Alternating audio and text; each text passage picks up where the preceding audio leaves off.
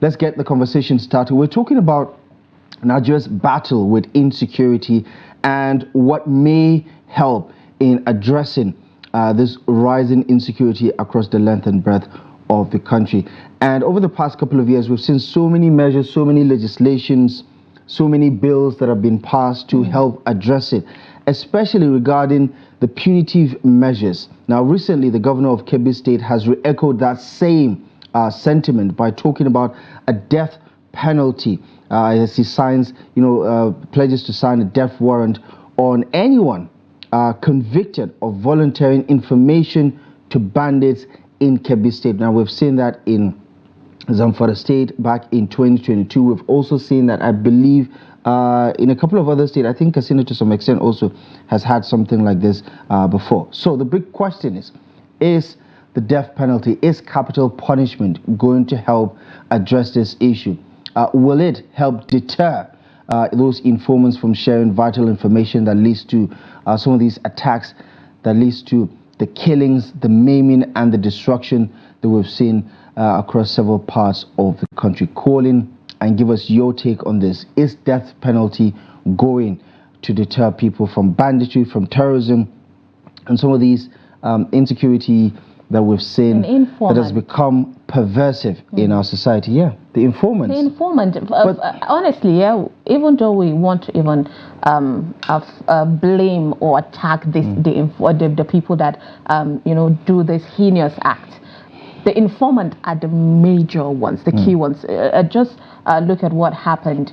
I think in Katsina, where they invaded a village head's house and then killed him. It looks like an assassination. Yeah, that's how exactly it was captured. I think you're talking about the event some 2 days ago. And that is exactly it. Community members have for long, and this is a well-known open secret, that community members are sometimes in cahoots with the bandits that are causing this hardship, that are causing this destruction in our societies today. And so many times we've also seen people, ranking leaders of the community, district heads, we've seen traditional rulers being indicted in their involvement with some of these activities. But for me, is the government tough talk, right? But they don't walk it, because since the 2009s to date, when Boko Haram became a national problem, how many have been put to death for their involvement? They've been given pardon. We've seen them get amnesty. Yeah. But we've never seen anybody put to death for their atrocities that they've caused.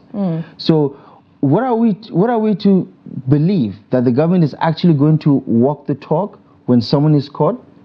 My 2 cents on this is they're never going to do it. I mean, there's so many people, by the way, on death row who have been sentenced to death. But I think over the past 10 years, if not more, I think there was a reporting that was done that no governor has signed a death warrant in the past 10 years. I stand to be corrected, but I think my recollection is right on this one. No governor has signed a death warrant because they don't want that on their conscience, even though it is legal. Even though it's legal. I mean, let's look at this globally. What is happening now is there is pro-life. There are people saying no, we should not kill people because of human rights. So people deserve to be alive, even if they're bad.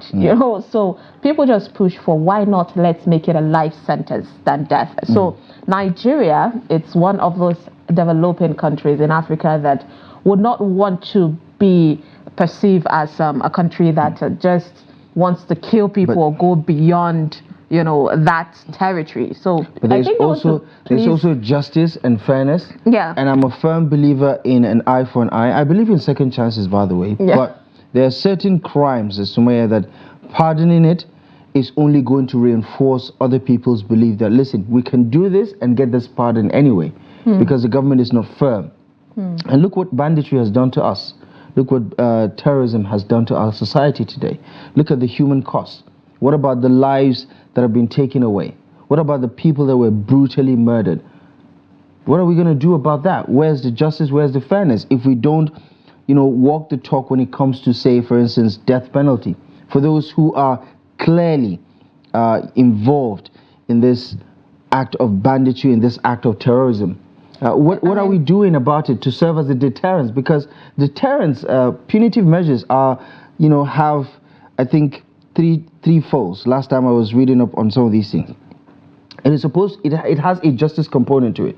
To say, okay, listen, something wrong has been done to person A, B, C, and this is what justice looks like. So you apply that punitive measure. It's done as a corrective measure. So perhaps if they jail you for like 10 years, you should have learned your lesson. When you come out, you're going to be a better person. And other people. And the other element of it is deterrence.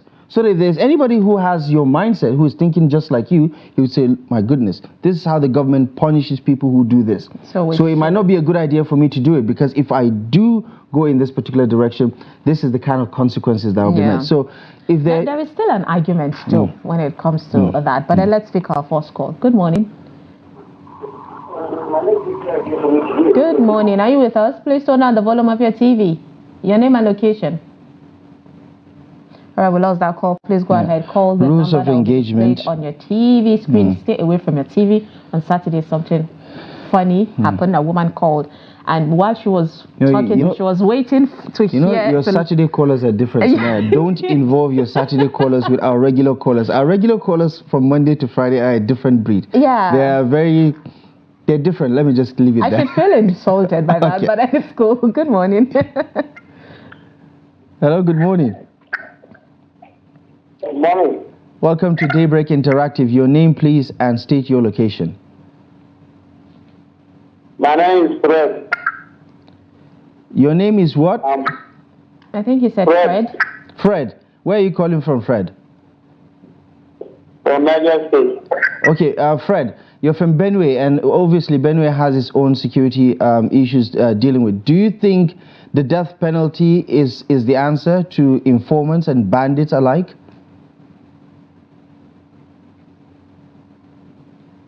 Fred, are you still there? I think we lost Fred. Yeah, we lost our connection. But then, all right. Good morning. Good morning. Yes, your name and location. Yeah, it's Blue from South Port Harcourt. It's good to have hear from you. Go ahead. Okay, I think to me, instead of maybe killing those terrorists and people like that, or bandits, when they get into... Hello? Are you hearing me? Yes, we can hear you. Go ahead. Okay. Instead of maybe killing them at the end of the day, or sentencing them to death and such, I believe that the best thing to do for us is that the farmland, especially where they have start people, villages and communities, they should be made to be working those farms with the security guards around them, so that when we produce the very food that they have hindered people to plant and give to the community of the country at large. I think that to me is the best thing. Not even taking them into one custody or making them fine, while they have start from their burial villages are now in IDP camps. I think that is one of the best ways to do. I've been thinking about it. If the government can do that, I'm very sure that we'll be having food produced by these terrorists and bandits that have been track the communities that have been there before. That's my opinion. Yeah. And I quite agree with that point. And we will talk about reformative justice, for instance, or punitive measures. This is one of them. Paying with a life sentence, with hard labor, for instance. So if we take them to the farms, assuming we have farms where we can take them to government-owned farms or even private farms, for instance. They could be your unpaid laborers, for instance, who have to go till the farm, and then it has a effect on the food production that we're dealing with right now as far as shortages are concerned. So I think hard labor is one of those things. They could work the mines. They could, that's how some people serve their prison terms, especially for some of those crimes that are quite heinous crimes that involve killing and destruction at this particular level. So I quite, subscribe to that let's idea. not forget, expert, there's been a debate on all of this, and capital punishment is something that some people are for and some are against. People that are for are saying that it would give closure to the family.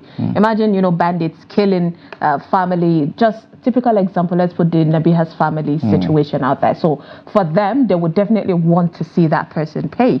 An eye for an eye. An eye for an eye.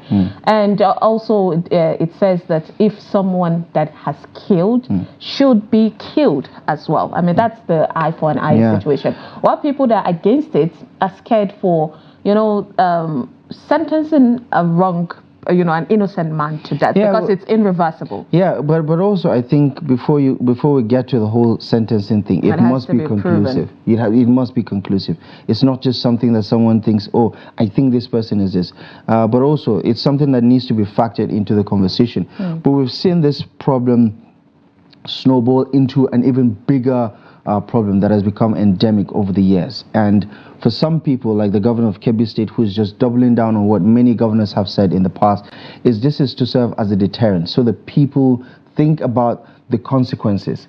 If people think about the consequences a lot, they wouldn't get into it. And if there are no consequences, which so many Nigerians seems to be the case, where we've seen so many people arrested, and then they end up getting away from prosecution or any kind of jail term, because in some of these conversations we're even talking about amnesty and negotiation. It doesn't seem fair, especially to people who have been scarred by the activities of these bandits and terrorists, who have destroyed their lives, who have destroyed their livelihoods, who have upended their means of survival. They need to get some sort of justice, and that's why this whole conversation about death penalty is back in the news again. However, it is one thing to make those pronouncements, it is another thing to actually implement it, because execution still remains elusive in this country. It's a very scary situation for the leaders. For the most part. I think we have someone on the line. Do we have someone on the line? Okay. Hello, good morning, and welcome to the program. Your name, please, and where you're calling from. I'm Mr. Emmanuel, calling from Oka. Mr. Emmanuel from Oka. How is Oka this morning? I'm fine. Good. Go ahead with your take. Well, my take on this topic is that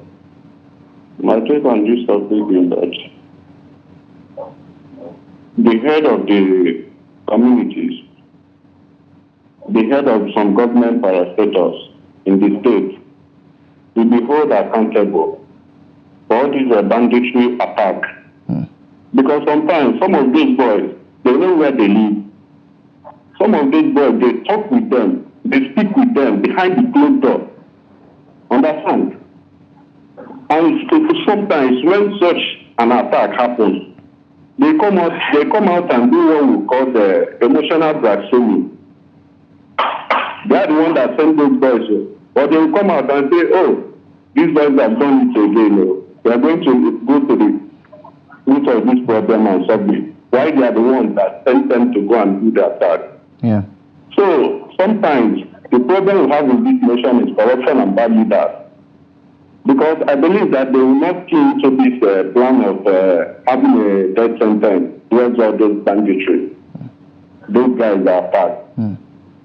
So, in fact, it's a very big problem, it's a very big challenge in Nigeria, because why some of those things can never be get down as quick as possible, because those men use them. And they also get from it politically.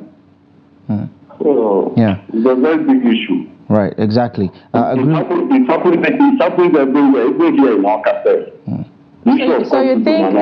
So you think that the death penalty should be implemented, the bill should be passed?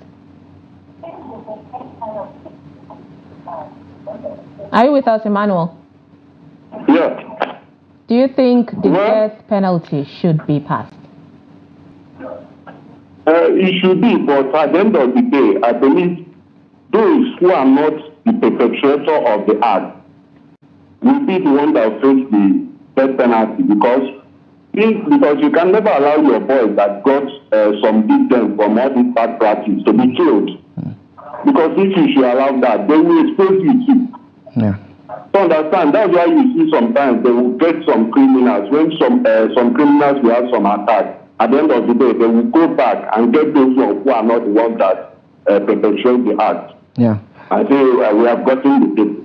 Understand? Yeah. So that's the problem. Yeah. Emmanuel, thank you very much for those salient points, and I quite agree with you on so many fronts. But also the concern is that it may not even be implemented because some of these states have already enacted, this law. And we still haven't seen it. We still haven't. How many people do you know that have been killed because of banditry and terrorism? Hello, good morning, and welcome to the program. Good morning. How are you? Fine, thank you, sir. Who is on the line and where are you calling from? My name is Mr. Abu. I'm calling you from Lafia. Mr. Abu from Nasarawa State. Good morning to you. Go ahead with your thoughts. Thank you so much, sir. Sir, why are they glorifying these people, calling them bandits? Are they actually bandits? Somebody who killed, who kidnapped and terrorized somebody, you call him bandit. Are they anything less than terrorists? So let this death sentence serve to them so that they can stop. If we didn't stop, this nation is moving nowhere. Look at us today. People don't want to do business in our country simply because of this set of people. Even you and me talking, we cannot travel. I remember in 2005, I did my NYC in Maiduguri. I travel in the night. I'll reach around 1 a.m., but today, even in the afternoon, I cannot travel anymore. So, this death sentence should be okay. And let's hope it works. Yeah, let's hope it works. Thank you so much, Mr. Abu, for that very clear example that he used. That it seems like eons ago when you could travel by night, by road, to some of these places without having to even worry about insecurity, right? But now, even in broad daylight, these attacks happen. And listen, whether you're pro-life or not, if you believe in justice, this is some measure of justice. Summayya, I think there's someone on the line. Good morning. Good morning. Are you with us? Please turn down the volume of your TV. Hello? Yes, good morning. Your name and location. My name is Abdullahi. I'm calling from. Are you with us, Adamu? Yes, I'm with you. Okay, where are you calling from? Kwantagora, Niger State. All right. So Niger State has been, one of the states hit by banditry. Do you think death sentence should be, implemented? Yes, I support death sentence or anything more than that to informants and bandits. In fact, they are not bandits; they are terrorists. You see, why people continue to perpetrate this act is because there is no consequences. People do whatever they want and are allowed to get away with it. You see, this country cannot continue like this. We have to tell ourselves the truth. Your neighbor is your enemy. How so? Your movement is being sold to your enemy. Just last week, my friend was coming from Mina to Kwantagora. Information was given, he was kidnapped. So, and then the person that gave that information is living in the town. The bandits are hanging in the bush. The perpetrators of this act are inside our backyard. Tell me what somebody will do with 100 million naira inside bush. Their sponsors are inside the cities. When they collect this money, they come back to the cities and give it to their supporters, their sponsors. They buy weapons for them. They buy food items for them. In fact, this is no more. Bandits are even demanding for account number for you to deposit money into their accounts. Bandits. So that is to tell you how weak and how collapsed the system has become. Yeah. I support death sentence, and not just supporting death sentence. It should be implemented, not just on mere newspaper and radio and television. Yeah, we want to see within 3, 4, 5 weeks. We want to see example. Yeah. The bandits are there. The informants are there. Even today, you can get them. By next 2, 3 weeks, take them to court. By the time they are found wanting, execute them. Yeah. Others will now take suit and live by example. Yeah. I mean, thank you very much. Thank you so much. Yes. Thank you so much for that passionate appeal. I remember it was less than 2 decades ago. The last time I saw something like this happen was in Kano. I think it was around early 2002, 2003 or so. I can't really remember when. We went visiting, and remember the the military days? Yeah. I mean, those were still the Obasanjo days, but I think before it was outlawed. The firing squads. Those were armed robbers, by the way. Yes, and most of them just rob people.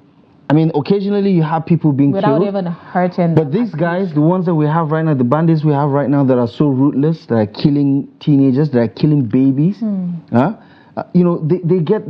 get caught, and they're treated with kid gloves. Hello, good morning. Hello, good morning. I think we lost that call. I think someone is still on the line. Hello, good morning.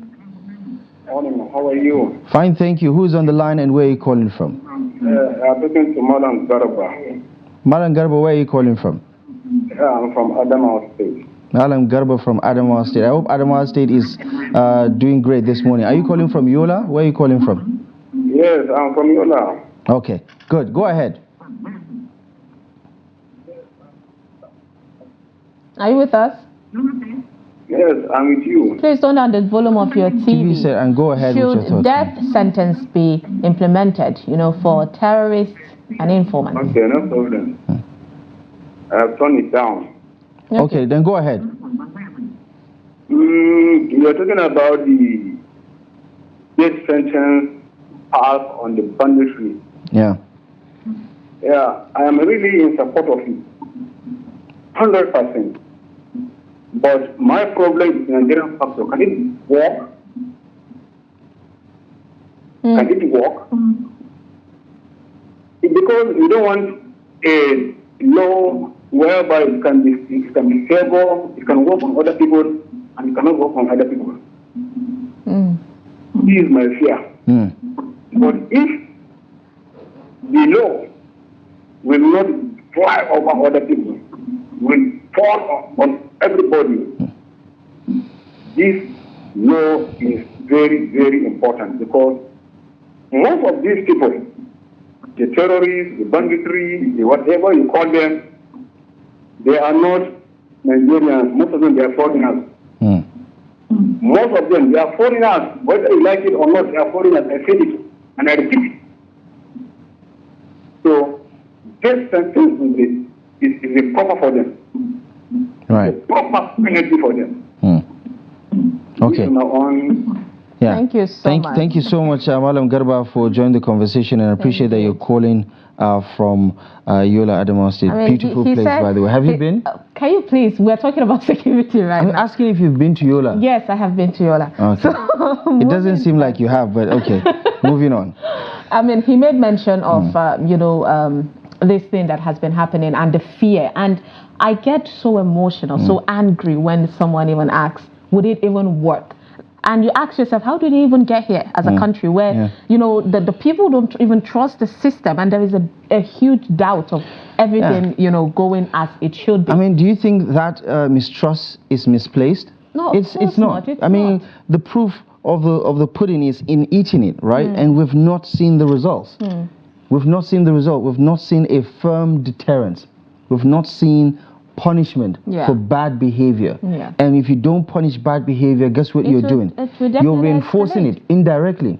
And we've seen some of these bandits operate in a scared way at first, because they're scared of the might of the Nigerian police force and the Nigerian military. But now they're operating with impunity.